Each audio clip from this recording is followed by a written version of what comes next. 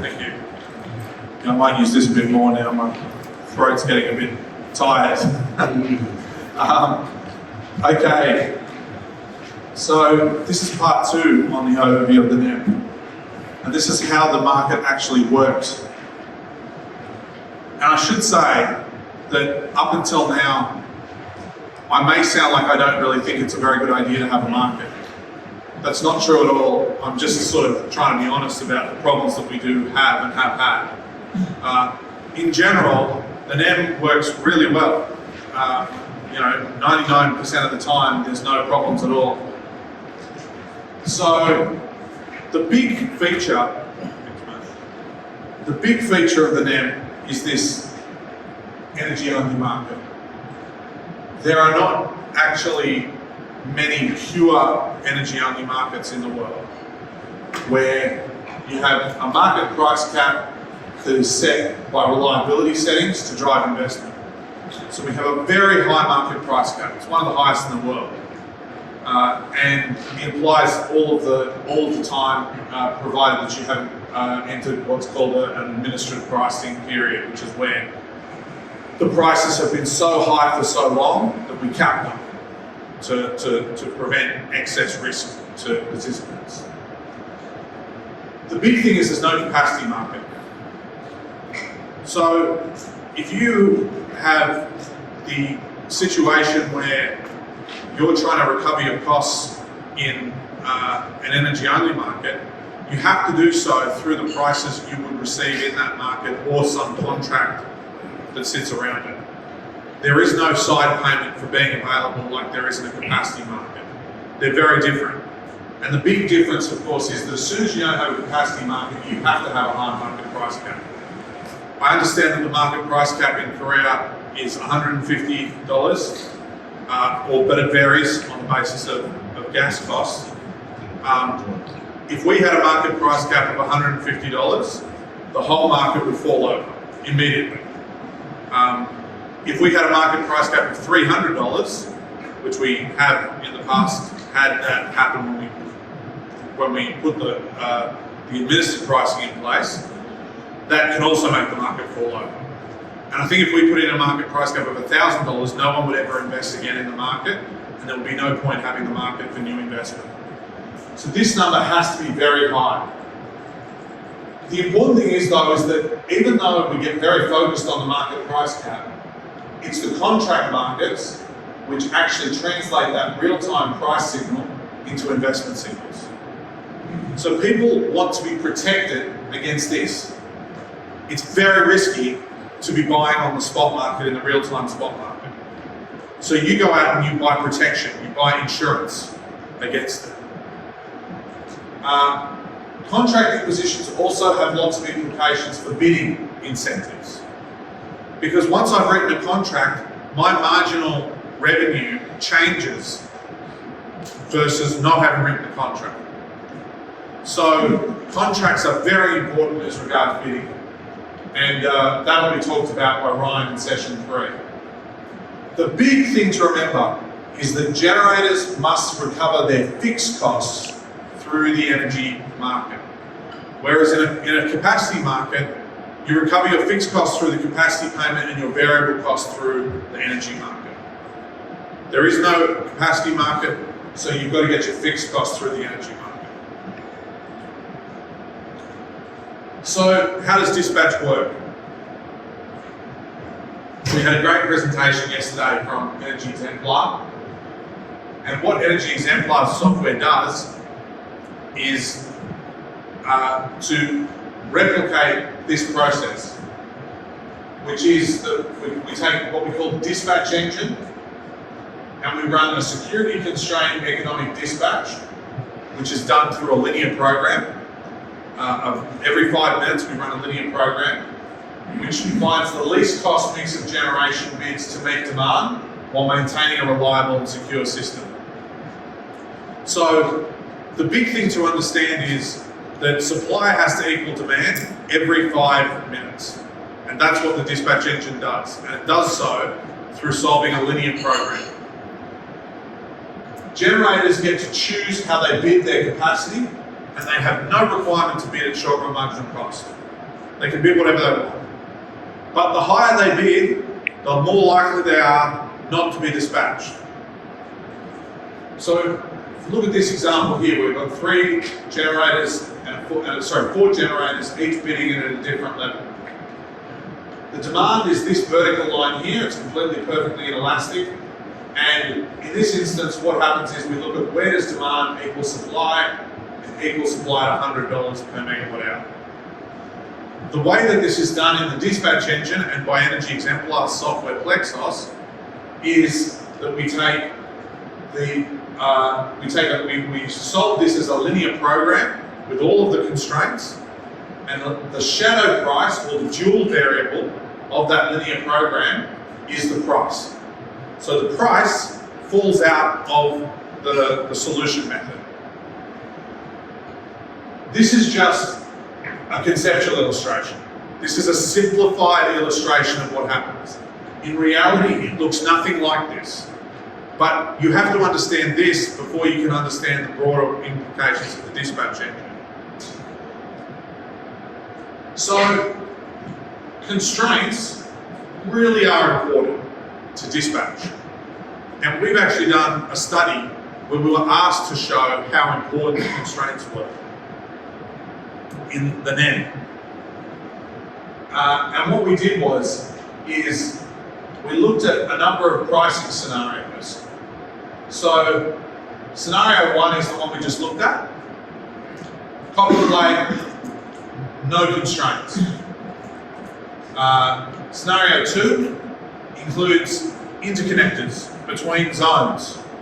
So we break the system up into 5 zones. Scenario 3 includes generic constraints, intra-regional constraints for security and voltage stability. And scenario 4 includes ancillary services constraints. How many interconnector constraints do you think there are in the NEM? Anyone? How many interconnectors do you think we have? 4? Yeah? 4, 5? Yeah? A few, maybe 5 or 6? Yeah? How many generic constraints do you think we have? I see your hands going like that. Yeah? Lots, right? Thousands of generic constraints. And FCAS, there are about 10,000 FCAS constraints. So these constraints are very, very significant, and they drastically change what the efficient outcome is. And then finally, we showed this outcomes versus actual outcomes as a sense check to make sure what we were doing was right. So what did we do? We reran the dispatch engine for a 1-year period under each of these different constraint sets. And we wanted to show how different the outcomes were. And so this chart just shows what I've already said, but the major point is that we don't really have, we've got increasing levels of complexity. Scenario 1, simple, actual dispatch, complicated. And this is what we got. So the dark blue is scenario 1, and then we go all the way up in more complicated until we get to actual in yellow. Now we couldn't exactly match the dispatch because we didn't have infinite amount of time to do it. We got very close. But what you can see is that, look at the difference here between the perfect world with no constraints and the world with lots of constraints. Here, in June of 2021, the difference was $90 per megawatt hour in average price. So if your model of the system is that, but that is reality, that is the difference. That is why we have a more detailed representation of the power system, because that's the efficient price. That is a made-up price. And if you have to keep on paying people with this to give them enough revenue for this, pretty soon there's going to be a big fat subsidy on top of that. So this is really important. Why?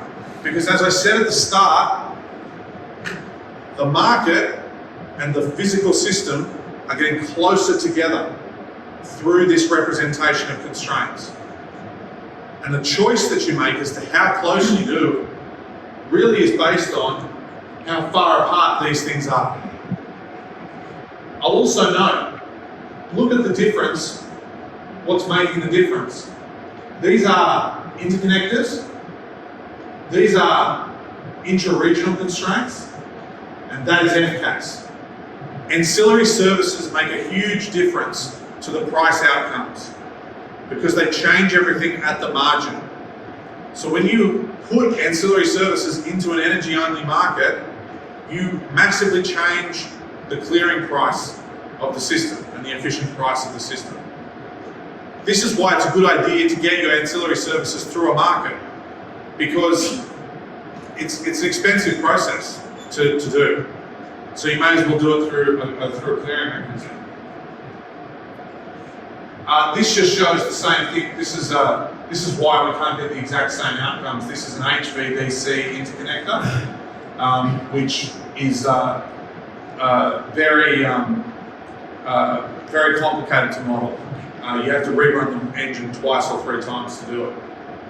So what you can see is that there's a big difference here between inter-regional constraints and actual outcomes in each region. The flows between regions change as a result of including these additional constraints. And amazingly, it even affects generation. So what we see here is, if we look at, this is the amount of wind in South Australia. That should be megawatts on that axis. If we look at the no constraints world, and then we look at the actual world, they're different. And the reason is because plants get constrained off because there's too much wind in South Australia. So we have congestion and curtailment occurring. And that congestion and curtailment is not priced unless we have a full set of constraints. So there's no signal to stop congestion and curtailment if you don't have a physical system, if you don't have a market that represents the physical system. So this is very important, and I think it comes back to yesterday, what we kept on seeing Energy Exemplar talk about. Representing the physical system better gives you a better outcome.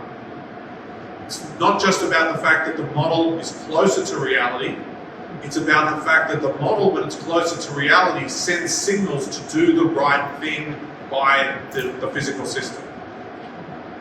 Can I have a slight question? Yeah. Look at the graph.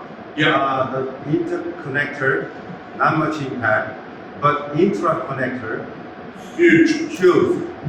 In case of Australia, Yes. yeah, we can understand because in Korea, always problem is the transmission. Yeah, interconnector. But this slide shows the intra-connector Yeah. can be a large trouble in the future. Yes. Our zones have a lot of congestion in them, within them. So it's not just between zones that you have congestion. You can have congestion in a zone. 그러니까 합의는 뭐냐면 우리나라 이제 동전제약에 가장 큰 문제가 걸려 있는데 호주 같은 경우는 존 내에서의 컨제스천도 많기 때문에 윈드가 컨테이너 되는 이유의 대부분이 존 내의 컨제스천 때문이라고. 그것도 합의가 있는 것 같습니다.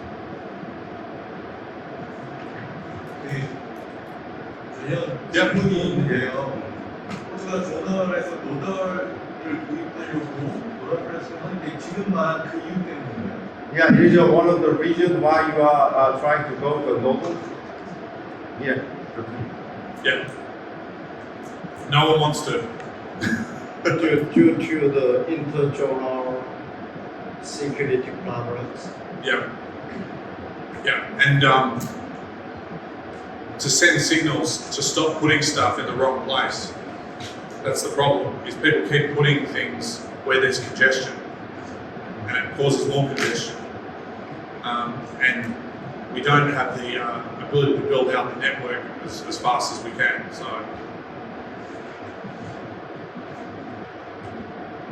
So the next thing to understand is that participants bid their capacity into the market every 5 minutes. So every power station has a certain number of physical units attached to it. So you might have a 4-unit coal-fired power station. So 4 times 600 megawatts. And each unit is connected directly to the market operator. And the market operator sends signals to those units to dispatch or not to dispatch, and to dispatch to a certain level. Participants bid their availability, and they bid in prices and quantities that they are willing to dispatch for. And they bid in FCAS. So there's a lot of bids. There's a lot of data in bids. The prices are fixed the day before, but the quantities can be changed. So you fix your bands for prices, but then you can shift it around right up until the last minute. This is called rebidding. And rebidding is the market operator hates rebidding, but they are told they have to allow it. So the market operator wants to know well in advance what's going to happen. But the participants want the ability to change their bids right up until the last minute in case they lose a unit, and then they might want to be able to put more capacity in or take more capacity out at a lower level. So participants have a number of strategies behind their bids, and if you wanted to talk about strategic bidding, there is so much strategy in bidding. This is what traders get paid to do all of the time, is to come up with a strategy for making money. But in general, some of the biggest ideas are that they bid their minimum generation at the price floor, so that they stay on no matter what. So they'll bid that first 300 megawatts in at negative $1,000 per megawatt hour. Seems funny. Why would they bid at a negative price? Because it costs them more to turn off than it does to stay on and have the price being negative, provided it doesn't stay negative for too long. The other one is SRMC bidding. So Ryan will talk more about it, but what you can find is that people tend to bid at their short-run marginal cost up to their contract level. So if you've already sold a contract, it is in your best interest to defend that contract, right? Provided that your cost of generating is not higher than the price. So you bid in at your cost, and if the price is higher, you're happy. If the price is lower, you don't get dispatched and you're happy. But if you bid at another number other than that, you run the risk of A, not being dispatched when you could have just been dispatched and made a profit, or B, being dispatched and having to earn less than your short-run marginal cost. So there are basic economic equations that you can put up that show that people should bid at short-run marginal costs up to their contract position. But there's also opportunistic bidding for uncontracted behaviour. So if you're non-contracted and you can set the price, what are you going to set the price at? Highest possible number possible. And the highest number, the highest number could be the market price cap, or it could be the price of the person who's above you in that stack that we saw. Several questions. Yep. First one is it a central dispatch by the NAM or the AMO or a self-dispatch? No, fair.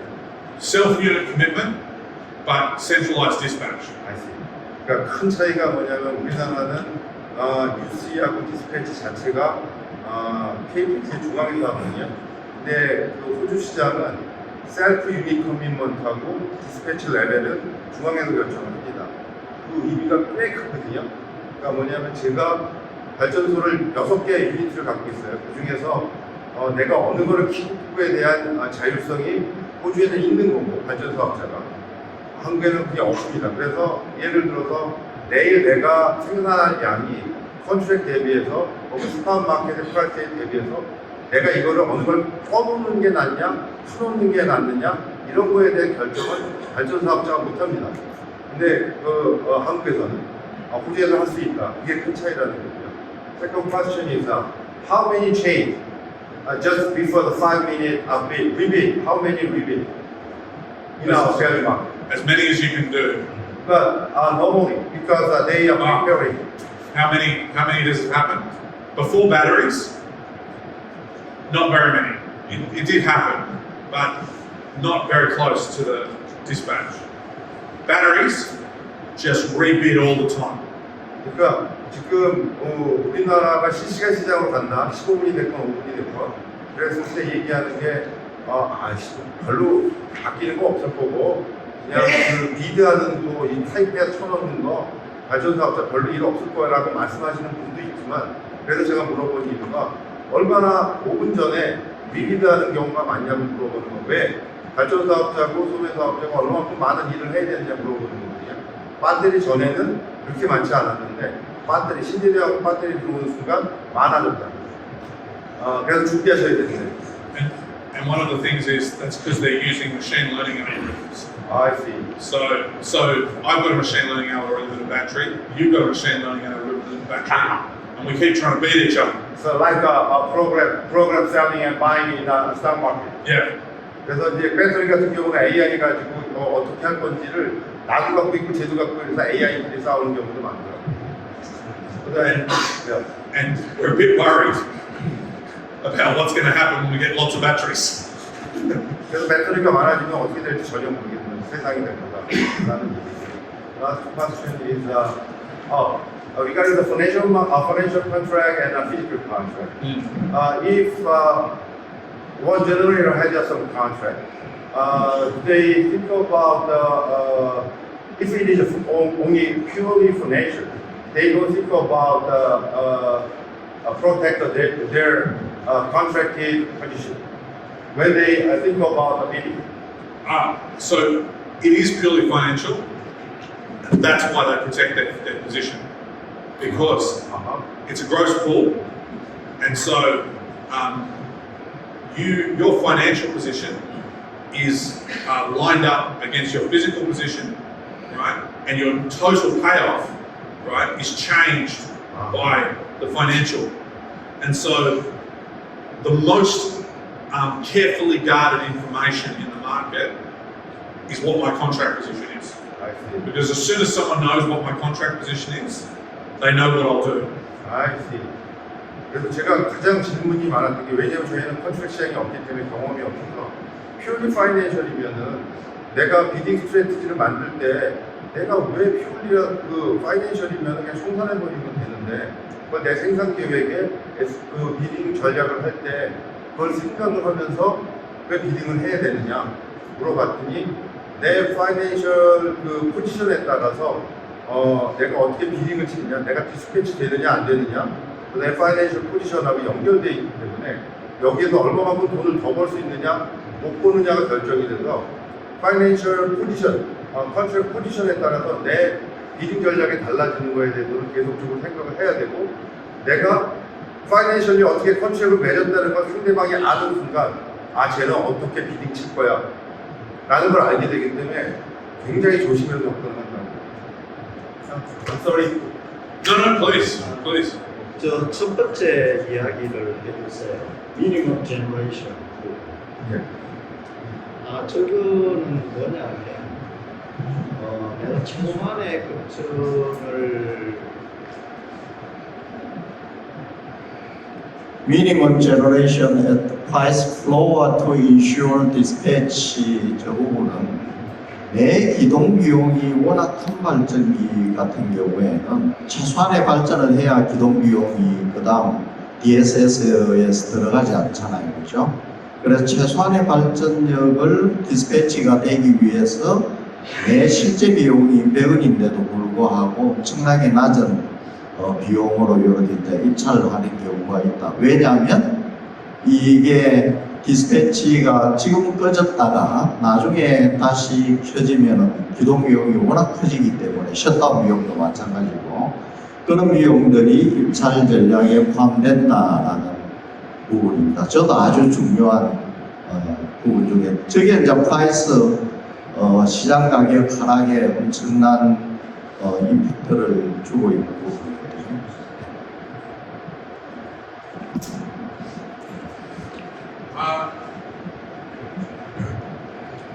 Okay, so here's some examples of a generator's bidding.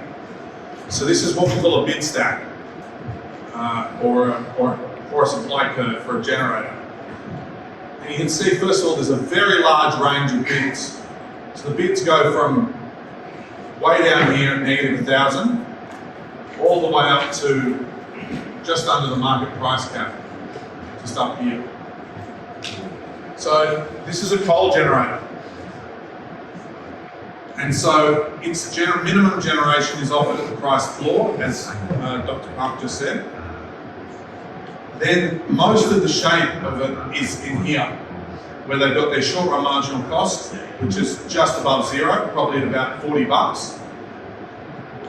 And then we get opportunistic bidding here and up here. And what's happening here is that this generator is looking at the next most expensive generator.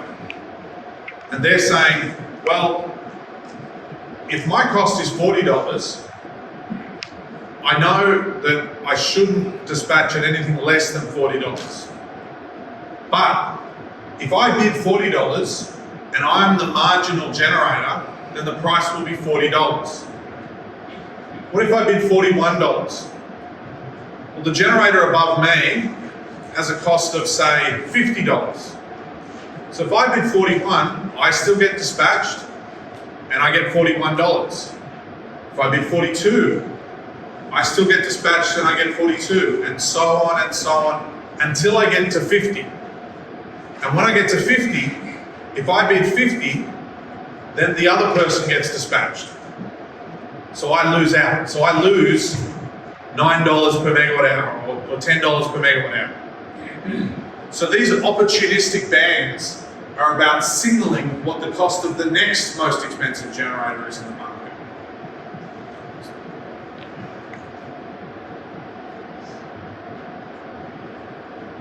So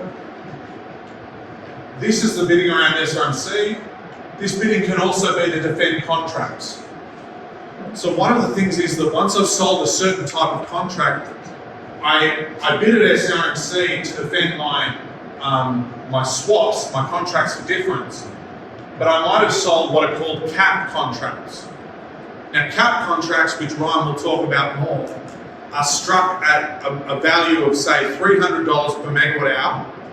And it's basically it's a call option, right, or insurance. So you buy insurance, and it means you don't have to pay any more than $300.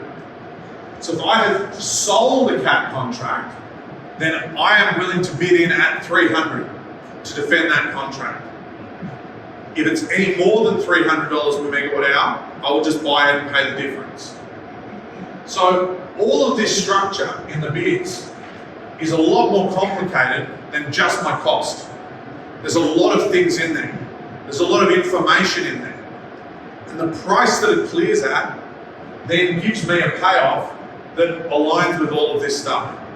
So what we're trying to do is to signal these prices through the market and to get the participants to signal their costs so that if we do dispatch them, that was the most efficient thing to do. Okay. Right, so far, I've talked a lot about supply. And in electricity markets, for a long time, we didn't care about demand.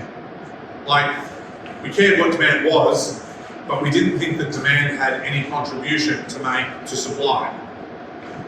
But in the last 15 years, we've slowly seen a really big shift towards people being concerned about demand and how we treat demand in the dispatch process. So, for starters, we always assume, most of the time at least, that demand is fixed, doesn't move. But we know that demand can move.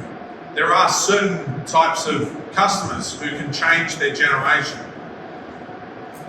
Demand response or demand management are tools that are available to us that can signal the value of turning off some electricity. And when you've got a very sophisticated energy-only market, it's very easy to include demand response. It's one of the benefits of an energy-only market that is really powerful. Because you've got this price cap that is so high that some customers might say, for $15,000 a megawatt hour, I'm going to turn off. There's no way I'm paying $15,000 a megawatt hour. But how do we turn them off? We have to send them a signal through the market, and we have to give them the option of turning off. So this is about including load or demand in the energy-only market. So most demand, even now, is not scheduled. It is just forecast by AEMO, by the market operator, and bid in as market price cap. We're willing to generate up to this point for the market, for demand. But there are a small number of units, like pumped hydro, batteries increasingly, large units like large companies that can turn off their loads, and also some aggregated or pulled together demand response units. So there are companies that are going out there to customers and saying, you have a 3 megawatt air conditioning load for your customer. Why don't we put a device on your system, and we will aggregate that with lots of other 3 megawatt loads, and then we will bid it into the system. That means that effectively load is now something that is changeable.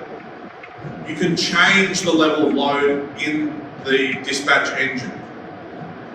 That is a big, big deal. And it's amazing, but using clever techniques for optimization, you can easily include load in the equations for the dispatch of the system.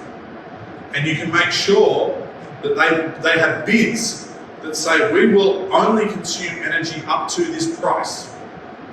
And then if the price is any higher than that, don't dispatch us, right? Turn us off. So there are different ways that this is done. We've got normally off load, which is load that is, as described, normally off, where the price in each band is interpreted in the dispatch process as the price at or below which the consumed energy the scheduled load will increase its energy consumed. So the price is the price above which the load will reduce electricity consumption. So it's the reverse of generation. So here's an example in this chart which shows how a load might bid into the system. And it bids in its bands at different prices, and then there's a clearing price, and then whatever that clearing price is, the dispatch will occur for the units below that. So you can see here, that's the clearing price. So the key thing to understand here is that now we're not assuming that load is fixed.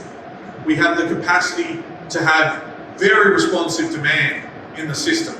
And we provide a very powerful incentive to do so, which is that whenever the price goes to the market price cap, you don't have to consume. And some customers, there's actually a customer which is Arc Energy, which is owned by a Korean company, funnily enough. in Australia called Sun Metals, massive global company, makes zinc. But they actually have a button that they hit. And they hit the button when the price goes really high, and all of their electrolyzers turn off and they stop their processes. And they can save huge amounts of money doing that. And there's nothing to stop them doing that. In fact, the system encourages them to do that. And it leads to a more efficient outcome. It also reduces the clearing price as well. 이게 상당히 중요한 안전에서 질문 많을 것 같은데요. 호주 시장 같은 경우는 이론적으로 설명해 주셨는데 저는 수요 자원이 실제 시장에 입찰을 해서 발전기랑 경쟁해서 이렇게 하는 게 빈번한지, 왜냐하면 한국은 수요 자원을 5기가 정도를 모아놓고 실제 발전기랑 경쟁하는 그런 걸 많이 사용하진 않고 대부분 그냥 대기했다가 피크 될 때 이제 그거 해결할 때 이제 쓰는 걸 5기가 정도로 이제 쌓아놓고만 있는데, 디맨드 디스판스고요. 네. 호주는 저런 것들이 실제 들어와서 시장 가격에 영향을 미치는 DR이 활발하게 쓰고 있는지 좀 궁금해요. DR의 프로그램을 갖고 있는 리테일러가 됐건, 리테일러가 대수용하고 어떻게 계약을 했건, 그러니까 리테일러 입장에서는 나 얼마 이상에 대해서는 나 안 살래. 그리고 그러려면 소비자한테도 얼마 이상이면 당신 그 프로세스 중에서 100개는 퍼주쇼. 미리미리 예약을 해놨었을 거고요. 그래서 질문을 더 드립니다. So, he's from Pepco, retailer. So, how much frequent case that demand side can lower their usage of electricity in the Australian market? So, if you can just turn off when the price goes to the market price cap, if you can reduce your consumption for 8 hours a year, you can probably save 20% on your bill, maybe 30. Yeah, I know that. But how much frequently impact the market price? Oh, how often does it impact the market price? With a retailer or a consumer's behavior. It doesn't drastically impact the market price most of the time. And the reason is because there's not enough low demand response yet. I see. But there are a lot of companies that are now going out and installing demand response in businesses, and eventually we know that they will be doing it in houses. 우리처럼 피킹 유닛 정도, 피킹을 다 쉐이핑하기 위한 것 정도까지만 온 것 같고요, 얘네들도. 그래서 디맨드 사이드의 그 행위에 의해서 마켓 프라이스에 영향을 미치는 사례는 아직까지 못 보고 있지만, 계속적으로 디맨드 리스판스라든가 아니면 디맨드 리덕션을 하겠다고 하는 그 고객들이 늘어나고 있기 때문에 즉 수요 자원이 보이기 시작을 하면은 프라이스에 가격 영향을 미칠 것 같다, 이렇게 얘기합니다. And also, the two areas that people see this being most important for are aggregation of batteries and electric vehicles. 오케이. 아니, 이 슬라이드에서 정말 중요한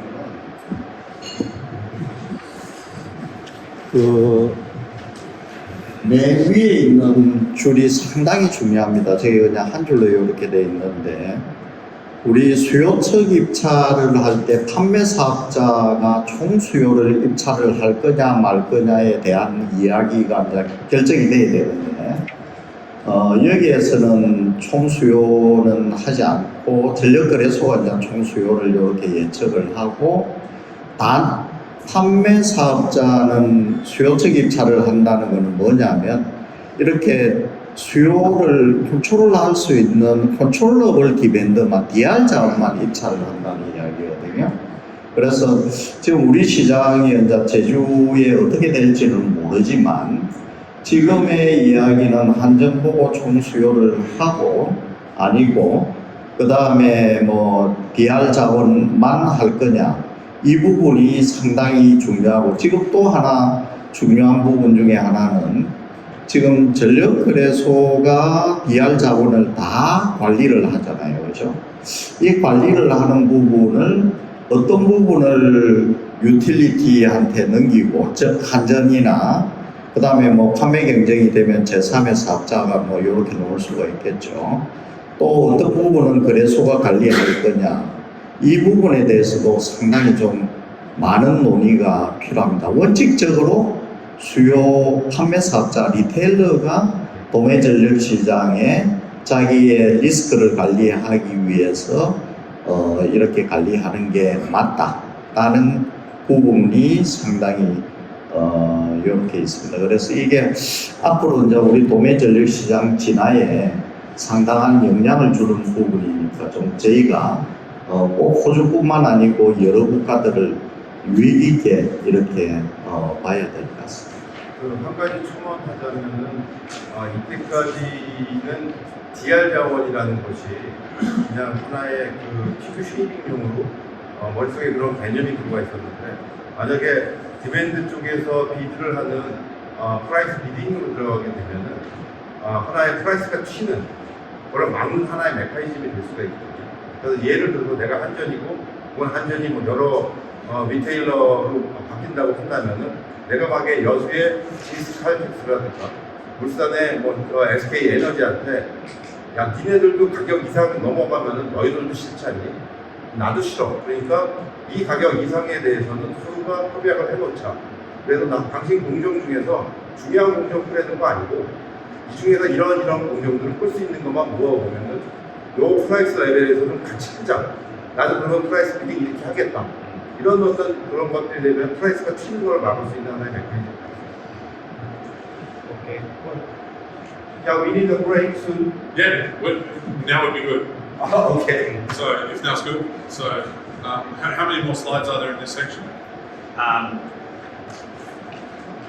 About 10 or something. Yeah, I think now would be a good time for a break. 아직도 10이나 남아서 잠깐 쉬자고. 아니 그냥 바로 Yeah, get no more. 좋아요. Yeah. No need a break. No need a break. Yeah, hard work. Yeah, it's good. You're tougher than me, so okay. You can finish it until 12. Okay. Okay. So the net is a zonal market with 5 regions. Okay. So this is this issue that we were talking about before, is the different locations and the different constraints in the system. I think what's really important here to understand is that you've got a choice between whether you want to go full representation of the system with nodal or less, right? And the question is, how much less? Do you want 50 nodes? You know, do you want 5 nodes? Do you want 1 node? And what are the choices that you're making when you do that? Well, the first thing is what's it going to look like when you actually have set these zones up? Well, the pricing is set at the regional reference node, which is usually at the main load center in each region. So here, that is Western Sydney. That's where I live. Well, I live close to the water.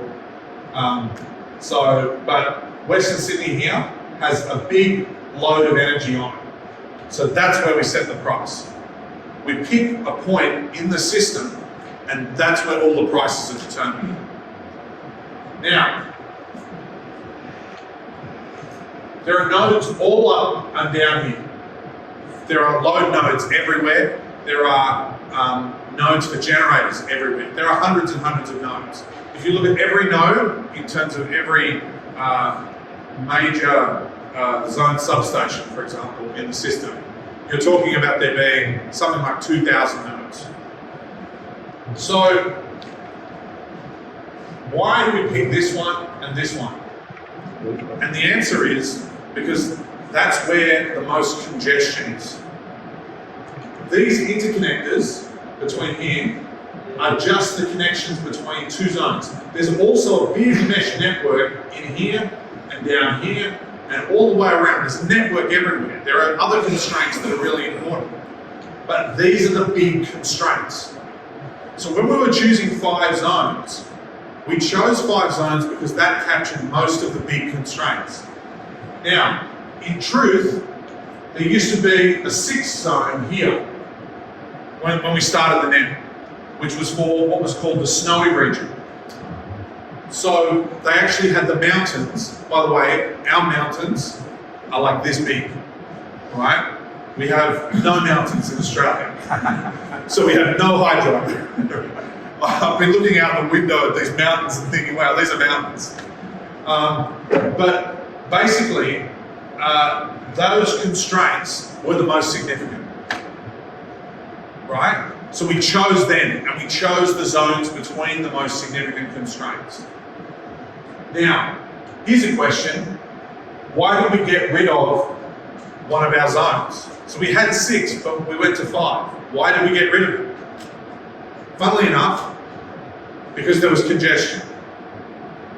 And the people who owned the generator in here convinced everyone that if we got rid of their node, it would get rid of the congestion. That is garbage. That is utter garbage. It actually created more congestion. But when they got rid of that node, they got that price here. And guess what? This price is higher than the node that they were on. So they managed to convince people that if they got rid of this zone, there would be less congestion, and that would lead to lower prices for everyone. It's a good example of bad logic or bad arguments winning out because of political reasons.